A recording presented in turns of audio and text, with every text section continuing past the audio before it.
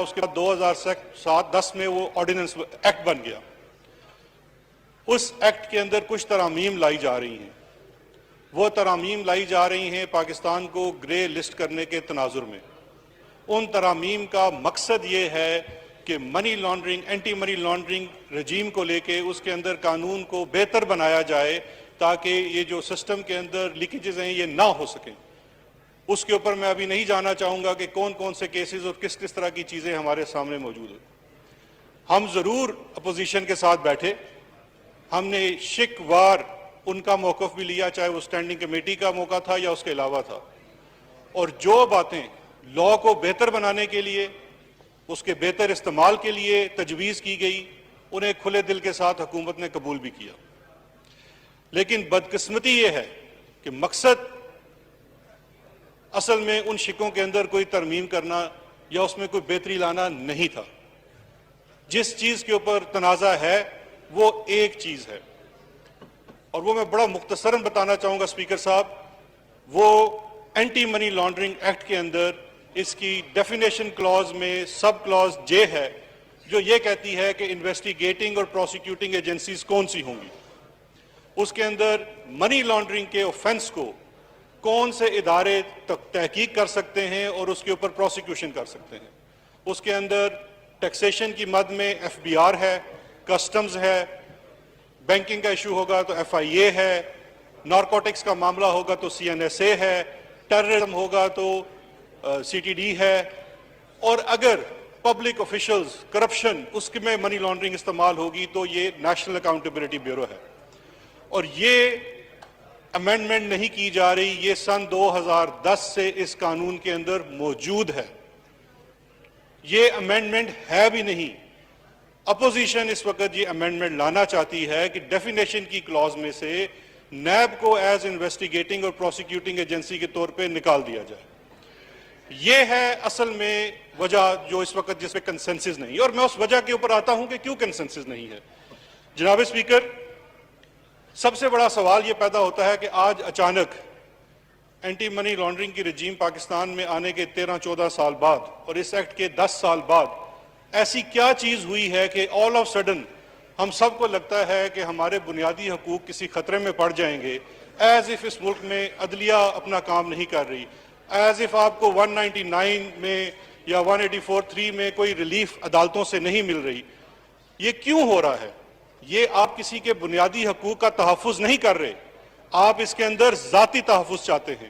اور وہ ذاتی تحفظ آپ کو کہاں سے ملتا ہے کہ اگر نیب کے اس عملہ کے اندر سے نیب کو نکال دیا جائے تو کون سے کیسز کے اوپر ڈائریکٹ امپیکٹ پڑتا ہے.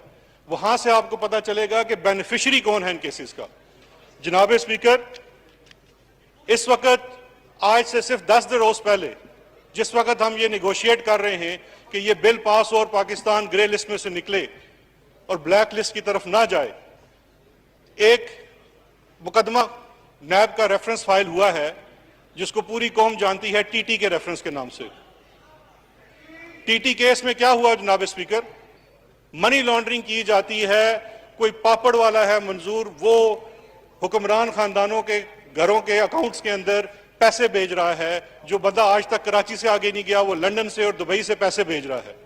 اب اگر ہم اس قانون کے اندر سے اگر آج بڑے اچھے بن کے اس میں سے نیب کو omit کر دیں جو خود آپ کی حکومتوں نے ڈالا ہے، تو اس کا ڈائریکٹ بینیفیشری ہوگا لیڈر آف اپوزیشن جناب اسپیکر.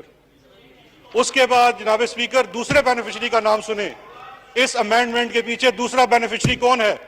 جناب اسپیکر، دوسرا بینیفیشری بنتا ہے فیک بینک اکاؤنٹس کا، جہاں پہ فالودے والے کے اکاؤنٹ میں سے اربوں روپے نکلتے ہیں، اور پھر وہ ٹی وی کے اوپر بیٹھ کے بڑے فخر سے کہتے ہیں کہ آپ کو ثابت کرنا پڑے گا کہ فالودے والا، میں اس کو پکڑا، اس کو لے کے گیا، میں نے اس کا اکاؤنٹ کھلوایا اور اس میں پیسے ڈالے. اس ملک میں اداروں کا استحصال اس طرح سے ہوا، اداروں کو تباہ و برباد کیا گیا. جتنے اس ملک کے اندر ادارے جنہوں نے واچ ڈاگ کا رول ادا کرنا تھا، چاہے وہ اسٹیٹ بینک آف پاکستان ہے، ایس سی سی پی ہے، اس نے کوئی کام نہیں کیا. یہ تمام کیسز جناب اسپیکر، یہ تمام انویسٹیگیشنز تب سٹارٹ ہوئی ہیں جب ان اداروں کو آزاد کیا گیا ہے. ہمیں یہ بھی کہا گیا کہ نیب کے پاس، اور یہ بڑی مزاحیہ بات ہے کہ نیب کے پاس منی لانڈرنگ کو انویسٹیگیٹ کرنے کی صلاحیت نہیں ہے.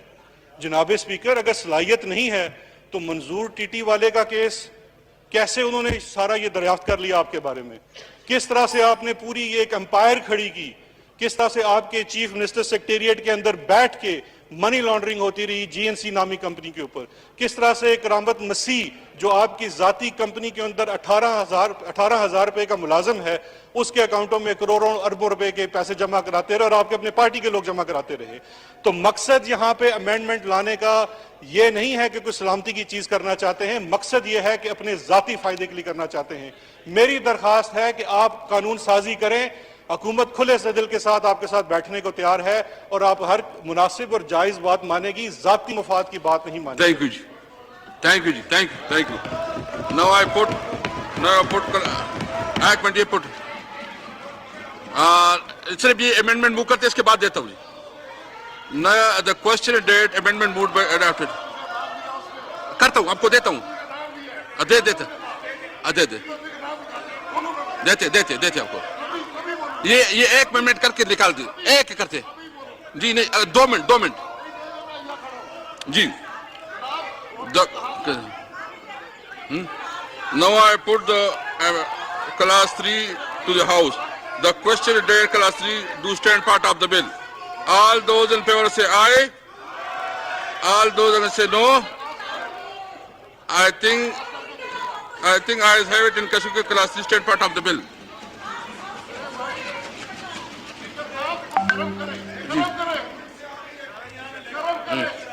جی جی جی کون سا جی. میں آپ کو موقع ہے تو اس طرح نہ کریں، میں آپ کو موقع دے رہا ہوں، میں دے رہا ہوں نا آپ کو. آپ 2 منٹ ویٹ کر لے تو جی. جی